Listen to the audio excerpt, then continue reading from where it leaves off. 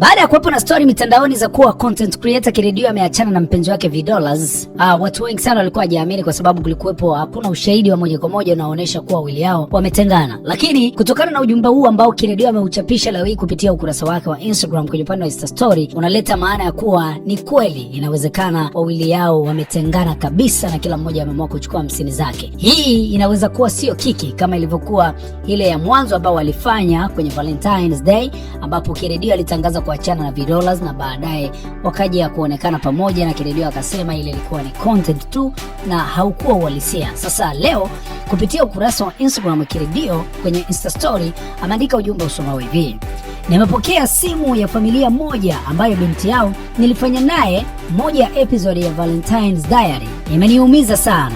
Okay, sio kila kitu ni cha kuongea, ila unapojitetea kuonekana mwema au kuonesha umekosewa au kuficha ukweli wa tabia zako, basi waangalie na wenzio, hasa mabinti wa watu wanaathirika vipi. Poleni sana wote tuliofanya kazi pamoja kwenye Valentine's Diary. Ukweli mnaujua nyie, sisi na hata yeye mwenyewe. Nisingizie yote nitapokea tena bila kujitetea ili ushinde kwenye hili, ila usiharibu kazi zangu. Hivyo ndivyo alivyomalizia Kiredio. So ujumbe huu unaonekana kumlenga moja kwa moja V-Dollaz, na hapa Kiredio anasema V ajitetee kinamna yoyote huko anakozungumza na watu mbalimbali wanaomuuliza kwa nini ameachana na Kiredio, lakini asimharibie kazi yake, asitake kutengeneza picha mbaya kati ya yeye na watu ambao wamewahi kufanya nao kazi. Kwa hiyo iko hivyo. Stories zinadai kuwa sasa hivi V na Kiredio wametemana, na za ndani kwa mujibu wa Juma Lokole anasema kwamba V sasa hivi yuko kwa mikono ya producer namba 1 Estoki Zombi ambaye ndo kwa sasa anatoka naye. Mimi sina uhakika au sina ukweli wowote kuhusiana na hilo, lakini nimezungumza kama nilivyosikia mwenyewe kwa Juma Lokole. Ila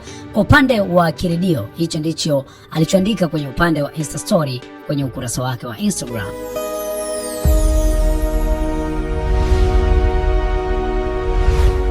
Bongo Zone Media, tunazungumza na dunia.